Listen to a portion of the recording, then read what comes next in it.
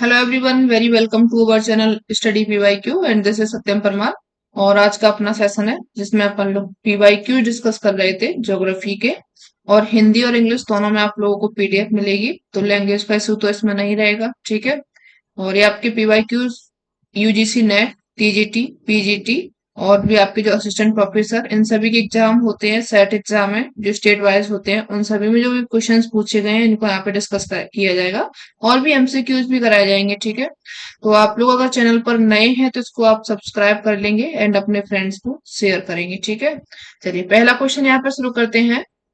यहाँ पे क्वेश्चन दिया गया है कि जब प्रतिकूल दिशा से अंतर्जात अंतर्जात कौन सा होता है जो पृथ्वी के अंदर से बल लगता है, यानी कि एंडोजेनेटिक बल क्षितिजीय रूप से कार्य करता है, जिसके कारण दबाव पैदा होता है और तनाव पैदा होता है। परिणामतः एक बड़ी गुम्मदाकार आकृति के स्थल रूप का निर्माण होता है। तब यह प्रक्रिया कही जाती है, यानी कि इसके द्वारा ये जो प्रक्रिया हुई है, दबाव हुआ, तनाव पैदा हुआ और उसके बाद में एक डोम के आकार में, गुम्बद के आकार में आकृति बन गई।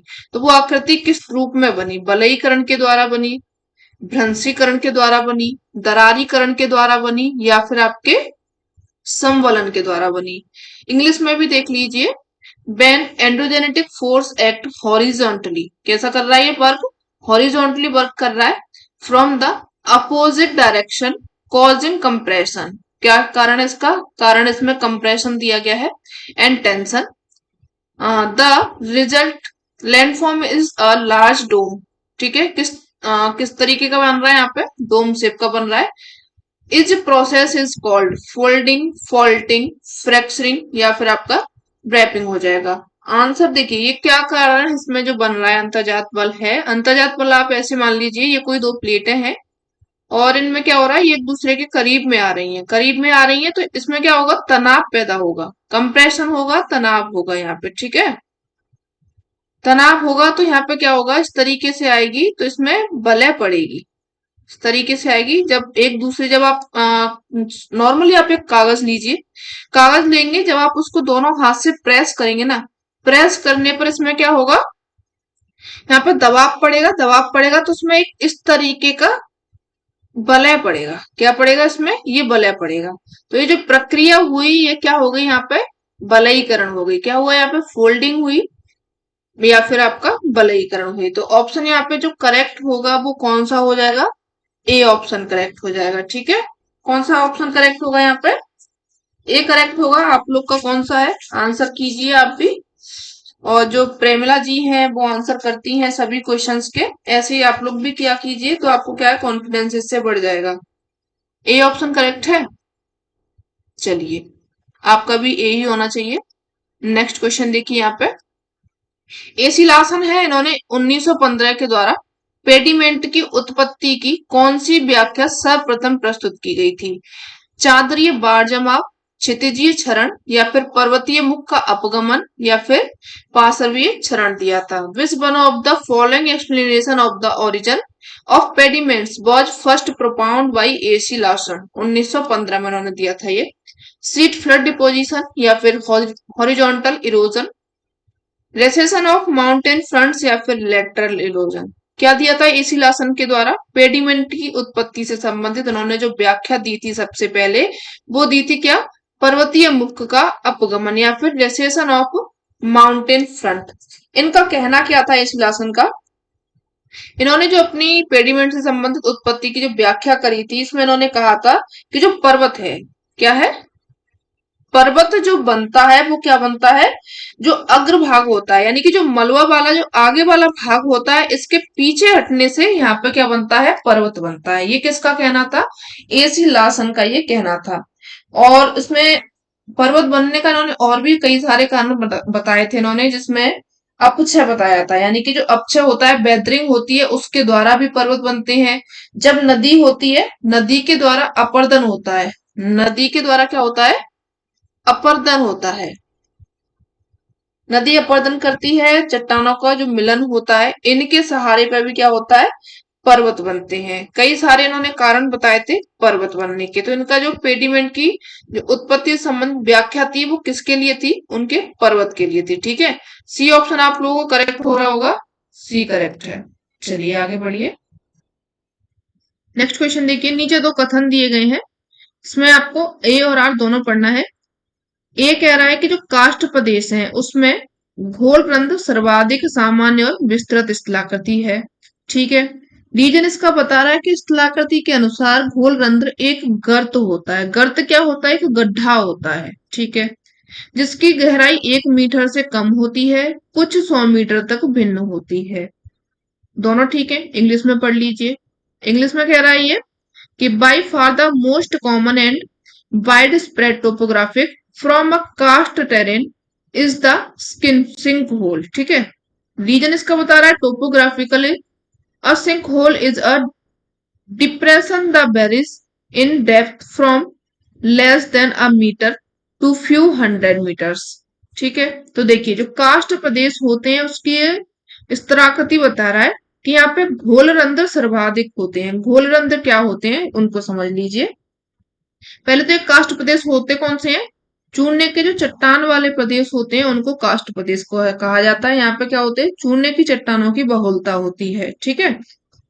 अब इसमें क्या होता है, जो चूने की चट्टान होती है उसकी ऊपरी जो सतह होती है, यानी कि जो अपना सरफेस लेवल होता है, उस पर बारिश होती है, जल आता है वर्षा का।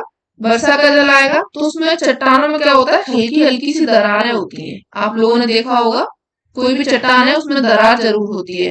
दरार होती है तो ये पानी क्या है? इन दरारों से रिस करके अंदर जाता है। ठीक है। अंदर जाता है, अंदर जाकर के इसमें मिलता है क्या?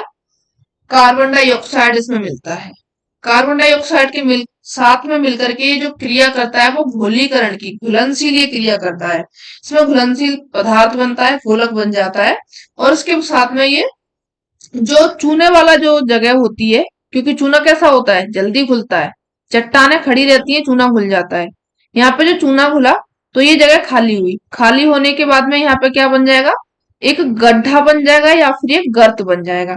यही बात ये बोल रहा है कि जो काष्ठ प्रदेश होते हैं उसमें घोलरंध्र सर्वाधिक होता है। सामान्य बात है यहाँ की, क्योंकि चट्टानों से होकर के, दरारों से होकर के यहाँ पे पानी जाता है और यहाँ पे विस्तृत विस्तृत स्थलाकृतियां बन जाती हैं। ये भी बात सही है। कभी कभी ये गड्ढा बहुत ज्यादा अंदर हो जाता है, गहरा भी बहुत होता है।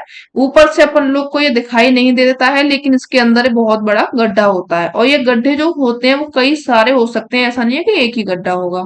अब इसका रीजन दूसरा बता रहा है कि स्थलाकृति के अनुसार एक घोलरंध्र एक गर्त होता है। ठीक है।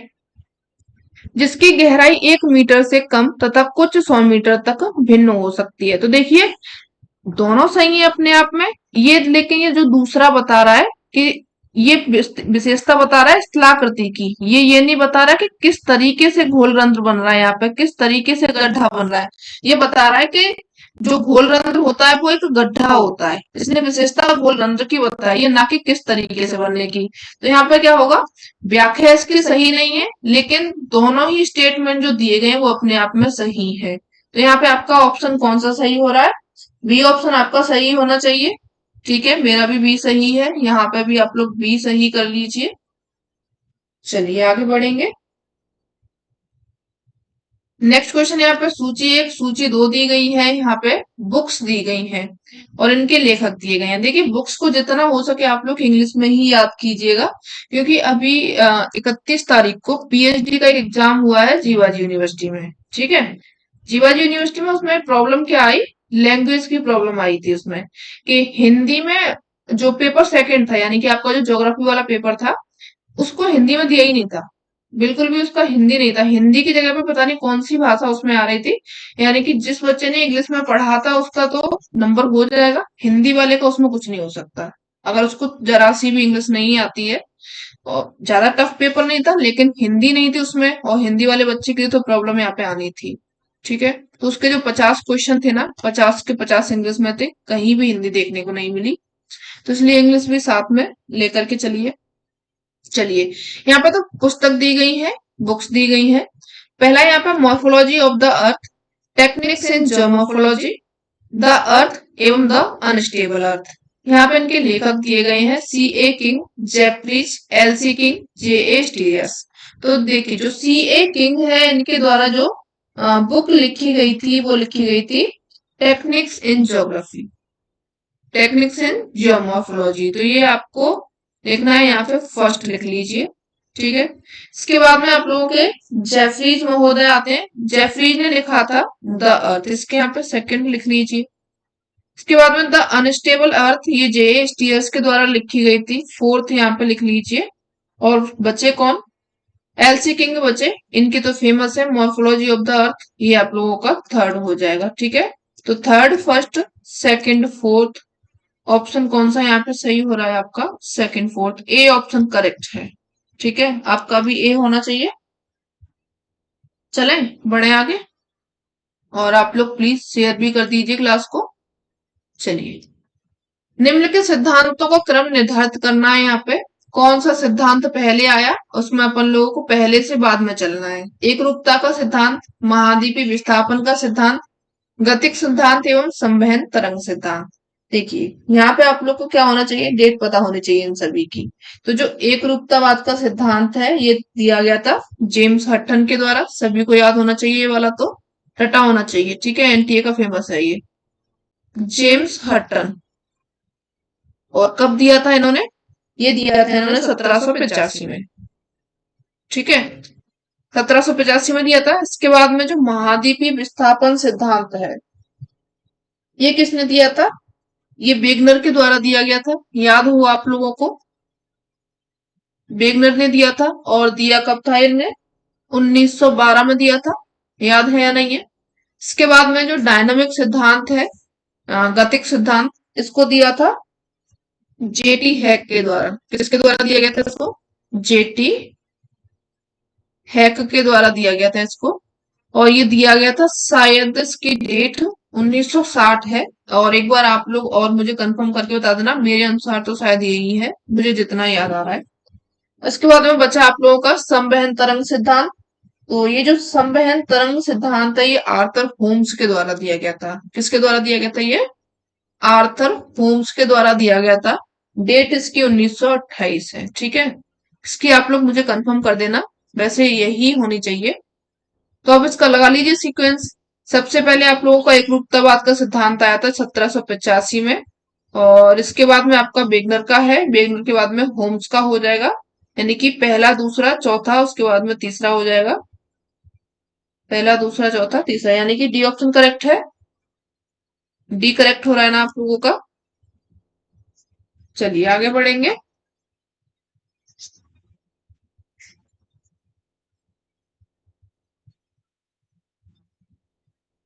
नेक्स्ट क्वेश्चन यहाँ पे निम्नलिखित दो कथन दिए गए हैं। पहला कथन कह रहा है कि जब शुष्क और अर्ध रुद्धोष्ण हास दर पर्यावरणीय हास दर से कम हो, तब स्थिर वायुमंडलीय स्थिति प्रभावी होती है। रीजन इसका बता रहा है कि जब वायु समूह सभी स्तरों पर आरोहित होता है, तब आसपास के पर्यावरण से अधिक गर्म होता है। इंग्लिश में देख लीजिए। Stable atmospheric condition prevails when environmental lapse rate is less than dry and wet adiabatic lapse rate.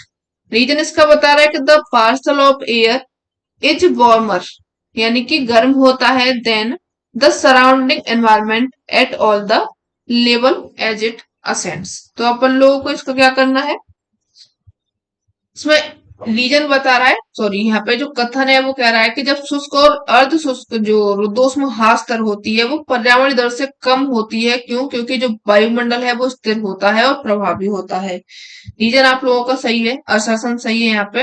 अब उसका रीजन पढ़ लीजिए कि जब वायु समूह सभी स्तरों पर आरोहित होता है, यानी कि जो वायु है सभी स्तरों पर फैला होता है, उसके पास में क्या होता है, जब आसपास के पर्यावरण से अधिक गर्म होता है। ये भी बात सही है कि जब वायु गर्म होती है, गर्म होने के बाद में वायु हल्की होती है, हल्की होने के बाद में क्या होती है, वायु ऊपर की ओर में फैलती है। तो ये दोनों सही है, और दोनों सही है तो इसका क्या हो जाएगा, व्याख्या भी इसकी ये कर रहा है। क्यों फैलती है? क्योंकि ये जो वायुमंडल स्थिति प्रभावी यहाँ पे हो जाती है, बारिश का कारण बनता है। पहले वायु उसको गर्म चाहिए होती है, गर्म चाहिए और नमी वाली वायु चाहिए। ठीक है, तो ये आपका ए और आर दोनों सही हो जाएगा। रीजन भी इनका सही है, ए ऑप्शन करेक्ट हो जाएगा। चलिए आगे बढ़ेंगे।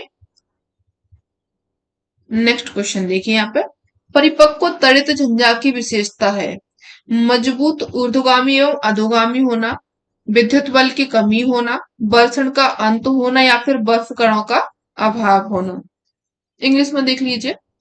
The mature stage of thunderstorm is characterised by strong updraft and downdraft, lack of electrical charges या फिर end of precipitation, lack of ice crystals. कीजिए, आंसर कीजिए फटाफट से आप लोग, क्या होगा। तो देखिए, जो परिपक्व तड़ित झंझा होती है या फिर आपका जो थंडरस्टॉर्म होता है, इसमें क्या होता है, मजबूत और ऊर्ध्वगामी होती है। ठीक है, यानी कि हवाएं मजबूत होती हैं, उष्ण होती हैं, आर्द्र होती हैं, गर्म होती हैं और आर्द्र होती हैं। यहाँ पे जब तड़ित झंझा बनता है उसके लिए क्या क्या विशेषताएं चाहिए होती हैं कि वायुमंडल में अस्थिरता होनी चाहिए। क्या होनी चाहिए, स्थिरता नहीं, अस्थिरता होनी चाहिए। ठीक है, यहाँ पे वायुमंडल में अस्थिरता होनी चाहिए और इसके बाद में वायुमंडल प्रबल होना चाहिए। ठीक है, ये आपके अशासन रीजन टाइप में पूछा जाता है क्वेश्चन। और अस्थिर वायु होनी चाहिए, यानी कि वायु कैसी होनी चाहिए, यहाँ पे वायु गर्म होनी चाहिए, वायु गर्म हो और आर्द्र हो। उसी के बाद में आपका थंडरस्टॉर्म बनेगा। क्या होना चाहिए यहाँ पे, वायु गर्म और आर्द्र दोनों इसमें विशेषताएं होनी चाहिए। जब वायु गर्म और आर्द्र होगी तो जो गर्म वायु होती है वो हल्की होती है, ठंडी वायु भारी होती है।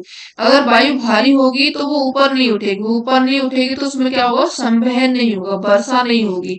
तो वायु यहाँ पे गर्म चाहिए, गर्म वायु हल्की होगी, आर्द्र होगी, ऊपर उठेगी, बाष्पीकरण होता है इसमें।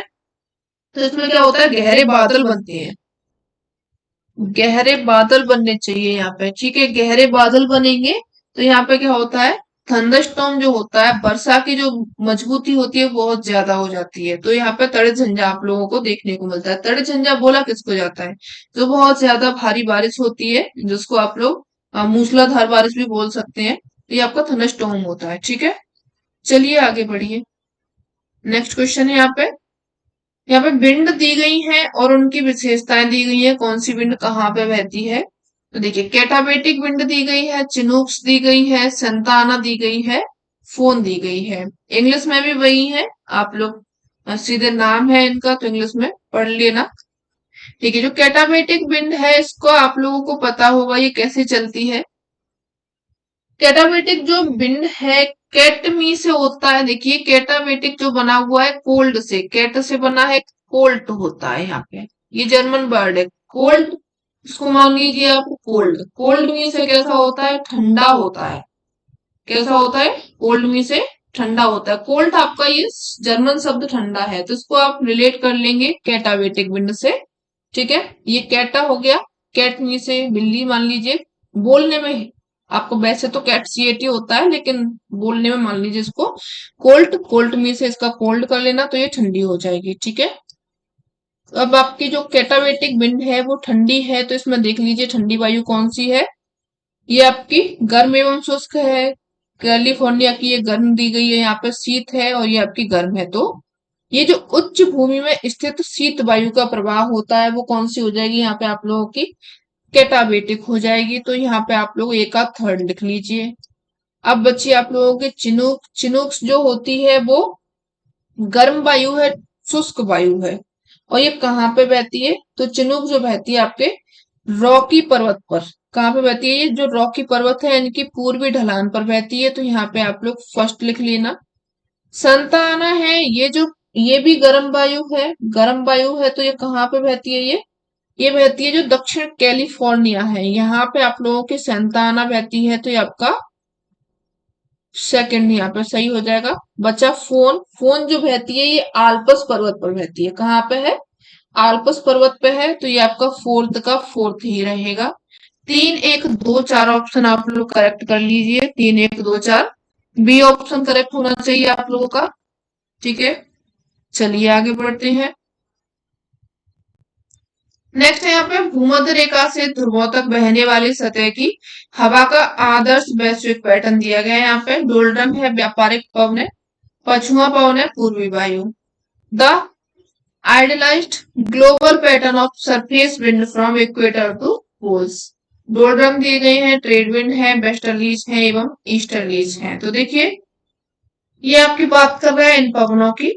स्थानीय ये आपकी पवनें हैं, ये चलती हैं यहाँ से यहाँ तक और सबसे पहले जो चलेंगी, देखिए डोलड्रम तो दी गई है तो ये तो सबसे पहले चलती है। यहाँ पे आप लोगों की डोलड्रम चलती है। डोलड्रम के बाद में आप लोगों की चलती है ट्रेड विंड्स। ठीक है, ये ट्रेड विंड इस तरीके से चलती है। ठीक है, ट्रेड विंड के बाद में आप लोगों की पछुआ पवनें यानी कि जो आपकी वेस्टर्लीज होती हैं, इस तरीके से आपकी वेस्टर्लीज चलती हैं। और वेस्टर्लीज के बाद में आप लोगों की ईस्टर्लीज चलती हैं इस तरीके से। ठीक है, तो इन पवनों की दिशाएं वगैरह भी याद रखिएगा, पूछ ली जाती है। ए ऑप्शन करेक्ट होना चाहिए आप लोगों का। चलिए आगे बढ़िए। जलवायु पर सामुद्रिक प्रभाव का परिणाम है वार्षिक वर्षा में वृद्धि, शुष्कता में वृद्धि, वार्षिक ताप अंतराल में वृद्धि, या फिर वार्षिक ताप अंतराल में गिरावट। इंग्लिश में देखिए यहाँ पे, the marine influence upon climate result to increase in annual rainfall, increase in aridity, increase in annual temperature range, या फिर decrease in annual temperature range. देखिए जो सामुद्रिक प्रभाव का परिणाम पूछ रहा है ये जलवायु पर, तो जो सामुद्रिक प्रभाव है वो किस पर पड़ेगा? ये पड़ेगा वर्षा के ताप अंतराल पर, यानी कि जो वार्षिक ताप अंतराल होता है उसमें यहाँ पे गिरावट देखने को मिलेगी अगर समुद्रिक प्रभाव होगा। यहाँ पे डी ऑप्शन करेक्ट हो जाएगा। नेक्स्ट देखिए, पेड़ पौधे जो विघ्न की उच्च सघनता के मध्य एवं तनाव की न्यून सघनता में बढ़ते हैं उनको कहा जाता है प्रतियोगी, तनाव सहने वाले, कोणधारी वन, या फिर नूडल्स। इंग्लिश देख लीजिए, plants that grow under high intensity, और या फिर high intensity of disturbance and low intensity of stress is called competitors, stress tolerators, या फिर कॉनिफेरस फॉरेस्ट, या फिर आपके रुड्रल्स। तो यहाँ पे जो आपका सही ऑप्शन होगा वो रुड्रल्स हो जाएगा। ये कैसे ग्रो हो जाते हैं? या तो इनको उच्च सघनता मिल जाए उसके बीच में भी बेचारे पनप जाते हैं, या फिर इनको न्यून सघनता हो उसमें भी ये पनप जाते हैं, पर ये पनप जाते हैं, बढ़ जाते हैं। डी ऑप्शन आप लोगों का करेक्ट होना चाहिए। आगे बढ़िए। यहाँ पर एक सूची दे दी गई है। इसमें दिया गया है, यहाँ पे उत्पादक है पहली सूची में बायोटा, अजैविक तत्व, अपघटक। इसके आपके वर्षा है, जीवाणु है, वृक्ष है एवं सभी जीव जंतु हैं। तो देखिए जो प्रोड्यूसर्स होते हैं इन ये किसको कहा जाता है? जो प्रोड्यूसर्स होते हैं प्राइमरी है आप लोगों के, वृक्ष हो जाएंगे इसमें, ट्रीज एक है, यहाँ पे थर्ड लिख लीजिए। प्रोड्यूसर्स में कौन आएगा? ट्री आ जाएंगे, वृक्ष आ जाएंगे। इसके बाद में जो आपकी बायोटा है, बायोटा में जो आएगा सभी जीव जंतु बायोटा में आते हैं। ठीक है, कहाँ पे दी गई है? जो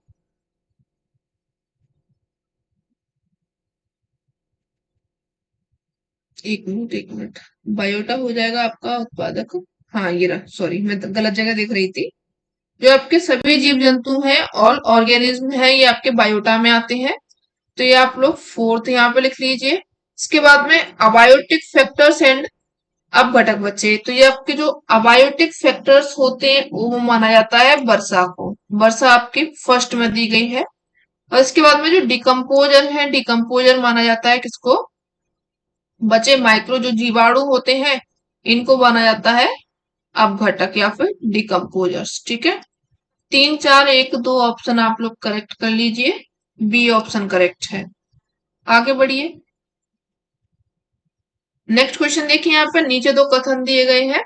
इसमें बता रहा है कि जो सामुद्रिक जल है इसका तापमान गहराई बढ़ने के साथ में घटता जाता है। ठीक है, दूसरा रीजन बता रहा है इसका कि तापमान की गिरावट 370 मीटर से लेकर के 730 मीटर के बीच में स्वंकित होती है।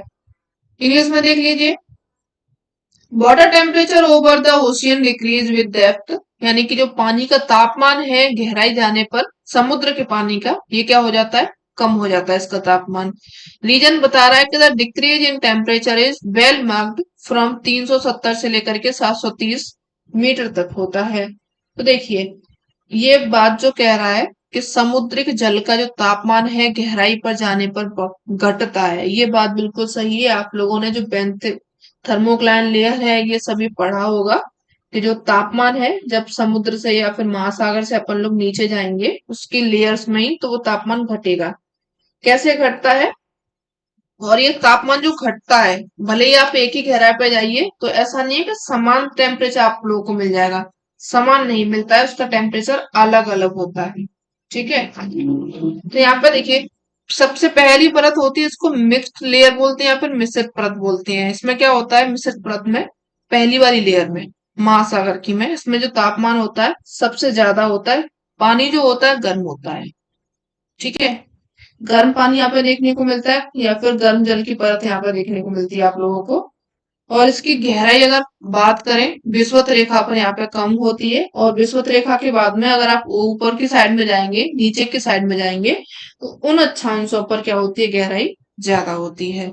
अब इसके बाद में जो आपकी दूसरी परत परत आती है पानी की, इसको अपन लोग थर्मोक्लाइन लेयर भी बोलते हैं। ठंडी परत यहाँ पे देखने को मिलती है। ठीक है, दूसरी परत में जल जो होता है वो ठंडा होता है, किसकी बजाय, इस वाले की बजाय। यहाँ पे ठंडी परत होती है और इसकी गहराई अगर अपन लोग नापेंगे थर्मोक्लाइन की, तो 2500 मीटर के करीब में गहरे पहुंच जाएंगे, तो यहाँ पे आपको पानी ठंडा देखने को मिलेगा। और दोनों ही साइड में जाएंगे, यहाँ पे जो तापमान होता है इनमें तेजी से कमी आती है। ये जो आपकी दूसरी परत है थर्मोक्लाइन लेयर, इसमें क्या हो जाता है, तापमान बहुत तेजी से कम होता है। और जो क्या होता है, सभी अक्षांशों पे समान होता है। लेकिन जो विषुवत रेखा होती है आपकी, जो भूमध्य रेखा है, यहाँ पे थोड़ी गहराई कम होती है। लेकिन और जो अक्षांश दिए गए हैं आपके नॉर्थ से ध्रुवों तक भूमध्य रेखा से, तो वहां पे क्या होती है, गहराई बढ़ती जाती है। इसके बाद में आपकी सबसे एंड वाली लेयर आती है, इसमें बहुत गहरा जल होता है। गहरे जल में भी जो तापमान होता है और सब ठंडा पानी यहाँ पे बहुत देखने को मिलता है। गहरी परत होती है, निचला होता है सबसे ज्यादा भाग। और यहाँ पे क्या होता है, ये जो दो तरह के पानी था यहाँ पे, इनसे ज्यादा ठंडा यहाँ पे देखने को मिलता है। और इसकी भी गहराई जो होती है विषुवत रेखा पर कम होती है। और जब आप जाएंगे ध्रुवों की ओर में, तो वहां पे इसकी गहराई ज्यादा देखने को मिलती है। ठीक है, अब इसके रीजन की बात कर लेते हैं। रीजन इसमें ये कह रहा है कि तापमान की गिरावट 370 से लेकर के 730 मीटर के बीच में मापी जाती है। देखिए, ये यहाँ पर तापमान की गहराई के साथ में तापमान क्यों घटता है, इसका रीजन इसमें नहीं दिया है, घटने का कारण नहीं दिया गया है। यहाँ पर दिया गया क्या, तापमान की गिरावट की दर मापी गई है। तो आपका क्या है, रीजन भी सही है। सॉरी, यहाँ पे ये स्टेटमेंट सेकंड भी ठीक है और स्टेटमेंट फर्स्ट भी ठीक है, लेकिन व्याख्या तो नहीं कर रहा है। अगर व्याख्या नहीं कर रहा है तो आप लोगों का ऑप्शन कौन सा सही होना चाहिए, बी ऑप्शन करेक्ट होना चाहिए। आगे बढ़िए, नेक्स्ट क्वेश्चन देखिए। यहाँ पे फिर से आपका वही एक असर्सन रीजन का है। इसमें कह रहा है ये असर्सन कि पीटर हैगेट है पूरा नाम इनका, इनके द्वारा अधिबलित भौगोलिक क्षेत्रीय प्रदेशों की समीक्षा में उन्हें बंद प्रणाली माना गया है। ठीक है, रीजन बता रहा है कि वे अवधारणाएं जो स्थानिक समीक्षा में उपयोगी हैं, वे नाभीयता, स्थानीकरण, अंतर संबंध और असंगतता है। इंग्लिश में देख लीजिए, the spatial analysis of region advocate by Peter Haggett considered them as closed system। Region बता रहा है यहाँ पे कि the concept that spatial analysis use are focality, localization and interconnection and discontinuity। तो देखिए, यहाँ पे जो पीटर हैगेट है, इनको माना जाता है मात्रात्मक क्रांति के, इनको समर्थक माना जाता है। क्या है ये, कट्टर समर्थक है। ये तो हैगेट की विशेषता है। अब इन्होंने जो कहा है, अपना स्टेटमेंट दिया है कि उनके द्वारा अधिबलित जो भौगोलिक क्षेत्रीय प्रदेश है, इनकी समीक्षा उन्हें बंद प्रणाली माना गया है। तो ये स्टेटमेंट उनका ही था, ये बिल्कुल सही है। ए ऑप्शन आप लोगों का करेक्ट हो जाएगा। अब रीजन की बात कर रहा है कि जो बे अवधारणा जो स्थानिक समीक्षा में उपयोगी है। अब इन्होंने अवधारणाएं बताई है किसकी, स्थानिक समीक्षा की। क्या क्या चाहिए यहाँ पे, नाभ्यता चाहिए, स्थानीकरण चाहिए, अंतर संबंध चाहिए, असंगतता चाहिए। तो आप लोग को क्या होगा यहाँ पे, ऑप्शन जो होगा बी सही होगा, क्योंकि रीजन नहीं बता रहा है, ये दोनों अपने आप में अलग है। स्थानिक समीक्षा में क्या क्या फैक्टर्स चाहिए उनको बता रहा है, और ये उन्होंने क्या कहा था इसकी बात कर रहा है। तो यहाँ पे क्या हो जाएगा, बी ऑप्शन करेक्ट है। ठीक है, चलिए आगे बढ़िए। स्थानिक संगठन की अवधारणाएं मुख्यतः निम्नलिखित से प्रेरणा लेती हैं, संभववाद से, प्रकार्यात्मकता से, या फिर आपके संरचनात्मकता से, या फिर व्यवहारिकता से। Theory of spatial organisation draw mainly from positivism, functionalism, structuralism, या फिर बिहेवियरिज्म। ऑप्शन कौन सा इसमें सही होगा आप लोगों का? ए ऑप्शन सही होना चाहिए। संभववाद की बात कर रहा है, ये पॉजिटिविज्म की बात कर रहा है। ए ऑप्शन सही है। इसमें क्या होता है कि इसके अंतर्गत जो भौतिक और जो मानव भौतिक और जो मानवीय तत्व होते हैं, ये क्या करते हैं, इनके स्थानिक वितरण का वर्णन और विश्लेषण किया जाता है यहाँ पे। ठीक है, तो ये क्या हो जाएगा आप लोगों को? संभववाद हो जाएगा, पॉसिबल पॉजिटिविज्म हो जाएगा यानी। ठीक है, संभववाद का पॉजिटिव क्यों होना चाहिए यहाँ पे? इंग्लिश का मान करके चलिए, ए ऑप्शन करेक्ट है आपका। ठीक है, ए करेक्ट हो जाएगा। तो ये हो गया आप लोगों का। इसको हिंदी वाले को नहीं हटाना, हिंदी को आप लोग गलत कर लेना, आप लोग का ए सही होना चाहिए यहाँ पे, इंग्लिश वाले को करेक्ट कर लेना।